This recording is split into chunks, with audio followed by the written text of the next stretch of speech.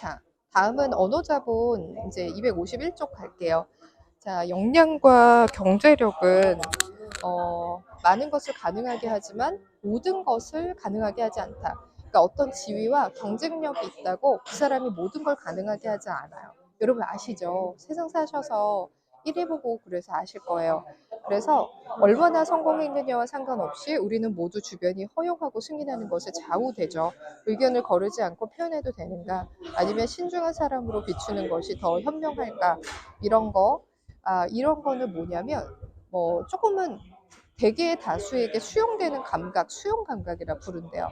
그러니까 어떻게 보면 모두를 무시하고 나 혼자 되게 자유롭고 지금의 MZ 세대는 나를 중심으로 하는 거야. 그게 멋진 거야. 라고 한다면 되게 말이 될 수 없다고 말씀을 드렸어요. 그러면 기브앤테이크로 사회에 나오지 않아도 된다는 거죠. 사회는 사회 공통의 사회 개념과 경우를 맞춰야 사회가 돌아가요. 근데 우리가 돈을 벌고 어떤 노동을 제공할 때는 사회적 언어를 써야 그 안에 조직원으로 있을 수 있거든요. 그러니까 나 혼자 섬에 굉장히 왕국을 지어서 살 수 있고 모두 사람을 고용할 수 있는 게 아니라고 한다면 우리는 뭐를 해야 되나요? 어떤 상대의 눈을 살피고 예의를 살피는 이런 수용 감각을 갖고 있어야 한다는 거죠. 그래서 내 역량과 경제력이 된다 하여 모든 거를 커버하고 있지 않음을 인지하고 되게 무례한 사람이 되지 않도록 노력하는 게 되게 중요하다라는 생각이 듭니다. 다음 페이지에 소통이 어떻게 작동되는지 아는 사람은 형식을 지키고 위압적인 태도를 버린다. 굉장히 중요해요. 위압적인 태도의 커뮤니케이션은 하등 도움이 되지 않습니다. 이게 커뮤니케이션 이론에 나와 있어요. 왜냐면 상대를 심리학적으로 방어 기제를 만들어 버려요. 그러면 대화라는 건 원래 내 의견과 감정에 동요되도록 설득하는 건데 그거를 방어 기제를 딱 만들어요. 그럼 스몰 토크 어떤 것도 받아들이지 않는다라는 필연이죠. 그래서 이런 상황 적응 능력에는 무슨 지능이 필요하냐면 감성 지능이라는 것이 필요하다고 얘기합니다. 수용 감각, 감성 지능. 감성 지능, 수용 감각은 감정 지능이라는 EQ는 여러분, 나에 대한 감각도 높여야 되고 타인에 대한 감각 지수도 높여야 돼요. 그리고 이 나와 타인의 어떤 감정을 조절하고 활용하는 능력이 있어야 돼요. 그래야 굉장히 스테이블한 감정 능력, 감정 지능을 가졌다고 얘기하거든요. 그래서 나는 행복한가, 얼마나 행복한가, 이 행복은 얼마나 깊게 오래 내 인생에 남을 것인가, 그리고 타인도 내가 이 말을 했더니 타인이 불편해했는가, 눈빛이 안 좋았는가, 이걸 읽어내셔야 돼요. 그래서 나는 타인을 신경을 안 썼어, 이거 되게 멋있는 모습은 아니거든요. 완전 상위 리더 자리에 가기에는 좋지 않은 모습이라고 여기 아비투스에서도 나오고 있네요. 그래서 그 정중한 태도, 습관적 친절은 굉장한 관계력의 무게입니다, 사실은. 그렇지만 습관적 친절은 있는데 어떻게 내 의견을 노라는 부분에서 노라고 할 수 있는지도 준비가 되셔야 돼요. 그러니까 우리가 골프를 칠 때 아인 어느 하나를 갖고 모든 장거리 단거리를 치지 않는 것처럼 나에게도 친절한 관계력, 친절한 언어가 있다면 내가 노라고 말할 수 있는 언어도 유지하고 갖고 가시고 훈련되셔야 합니다. 다음 장 읽으면 누가 누구를 먼저 소개하느냐 이런 사회관계 기술은 알고 계신가요? 이것도 굉장히 중요하다고 하고, 그 다음에 대화 중에 잠깐 스마트폰을 보는 게 그렇게 무례할까?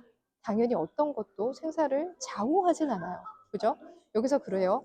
그치만 최정상 리그에서, 그러니까 여기서 말하는 상류층에서는 이 섬세한 관계 형식은 존중과 교양의 문제로 여깁니다. 생사를 좌우하지 않기 때문에 그들의 중상층 이상이 됐을 때는 생사의 문제는 없어요. 그렇지만 교양과 존중의 문제는 생긴다는 거죠. 그래서 자신을 긍정적으로 돋보이게 하는 완벽한 방법이 될 수 있다고 말해주네요. 중산층이 추측하는 것과 다르게 상류층에서는 상호 존중은 아첨이나 자의식 부족과는 거리가 멀다. 오히려 자의식이 높아서 그렇게 한다. 이렇게 표현하네요. 자, 다른 사람을 존중함으로써 그들과 같은 수준임을 드러내고 품격을 높인다. 계급 상승의 인식의 전환입니다. 새로운 환경에 정식으로 소속되고 조화를 이루고 싶다면 과함보다는 모자람이 낫다라는 것을 잊지 말고 언어를 정제하여 쓰지 않을 때는 조심하여, 언어량도 조심하여 쓰세요. 이런 말이 있네요. 그리고, 어, 사회 피라미드 꼭대기의 전문 역량이 그닥 중요하지 않아요. 라는 표현이 있어요. 오히려 소속과 전체를 보는 안목이 훨씬 더 중요합니다. 이렇게 되어 있어요. 그 다음에 사회 전체에 대한 걱정, 사회 발전에 대해서 논하라. 그게 당신의 역량에 대해서 논하는 것보다 더 좋은 인상을 만들 수 있다. 이런 말을 적혀 있네요.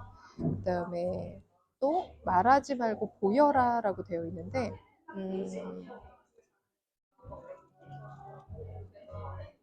와, 이거 보면서 저도 좀 반성을 했는데 핸드폰 금욕을 실천하는 사람은 상대방에게 다음과 같은 메시지를 전달한다. 나 아무것도 구속되지 않는다. 나는 내 인생을 통제한다. 핸드폰을 저버려 두는 거예요. 집에 가서. 그러면 스스로한테 이런 감정을 느끼나 봐요. 나는 아무것도 구속받지 않겠어. 핸드폰에 구속받지 않겠어. 나는 내 인생을 통제하겠어. 내게는 실시간 뉴스와 좋아요라는 버튼을 누르는 것보다 진정한 인간관계가 더 중요해요. 이렇게 말하고 있는 것과 똑같다. 이렇게 얘기하네요. 되게,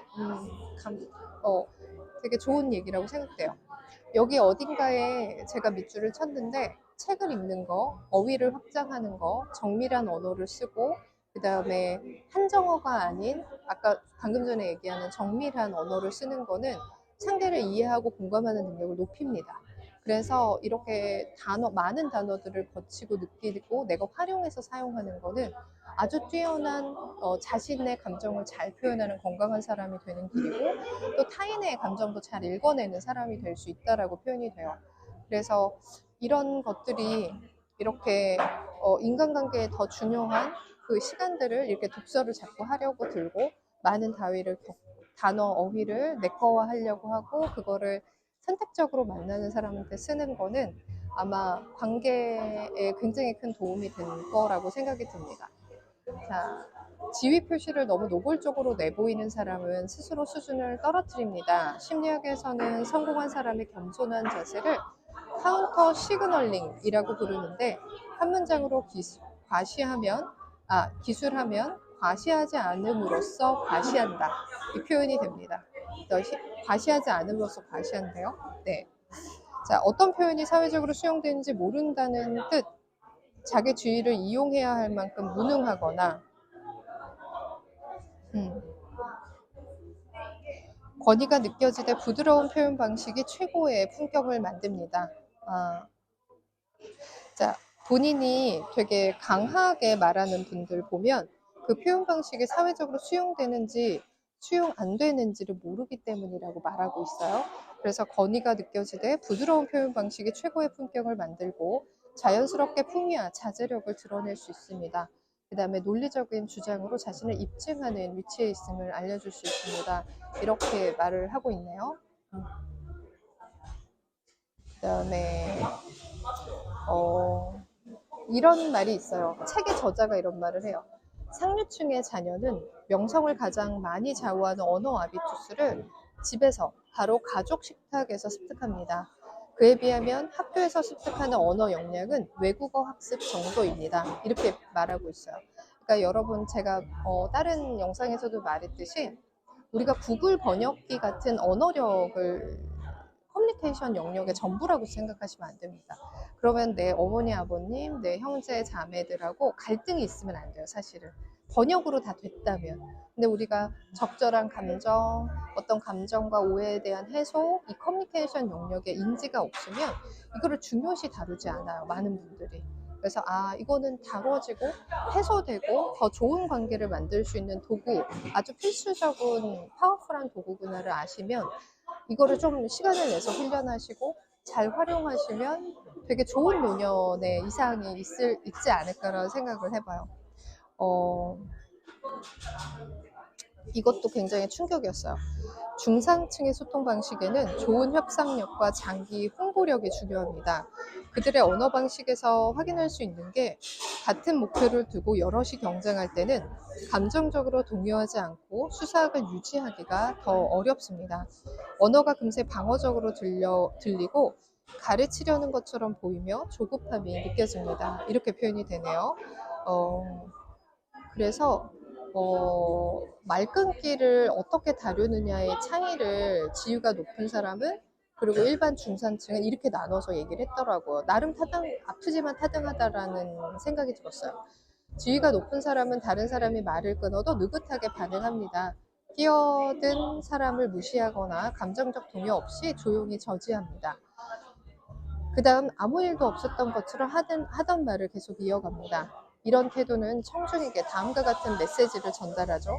나는 내 말을 경청하라고 부탁할 필요가 없다. 내 말은 경청할 수밖에 없어요. 이런 메시지를 준대요. 반면 자신의 지위가 위태롭다고 느끼는 사람은 말 끊기를 상대방의 무례가 아닌 공격으로 받아들인대요. 그래서 대화가 쉽게 싸움으로 번지고 내 말이 끝날 때까지 기다려줄 수 없습니까? 이렇게 말을 한다거나 당신이 말할 때 내가 방해한 적이 있었던가요? 이렇게 얘기한다거나 애석하게도 분노는 아무런 이익을 주지 않는다고 아까도 얘기했었죠. 그래서 끼어들지 말라고 지적하는 목소리가 떨리고 눈빛에 공격성이 서리면 오히려 이미지가 크게 손상됩니다. 자신의 권리를 요구해야 한다면 그것은 높은 지위의 증거가 아닙니다. 이렇게 되어 있어요. 에피소드 하나가 방금 전에 이렇게 생각이 났는데 제가 연구실에 꽁지라는 길냥이를 제가 데리고 왔잖아요. 아시는 분은 아실 텐데 근데 그 꽁지가 처음에 눈이 다 감겨 있었고 하나는 아예 안구가 터져 있었어요. 그래서 하나는 아예 못 쓸 거라 생각했고 한쪽은 최선 다해서 살려줘야겠다라고 생각하고 그 15일, 20일 된 아이를 제가 애룡저수에서 데리고 왔단 말이죠. 근데 저희 집에 고양이가 3마리가 있어서 합사를 할 수 없는 여건이었어요.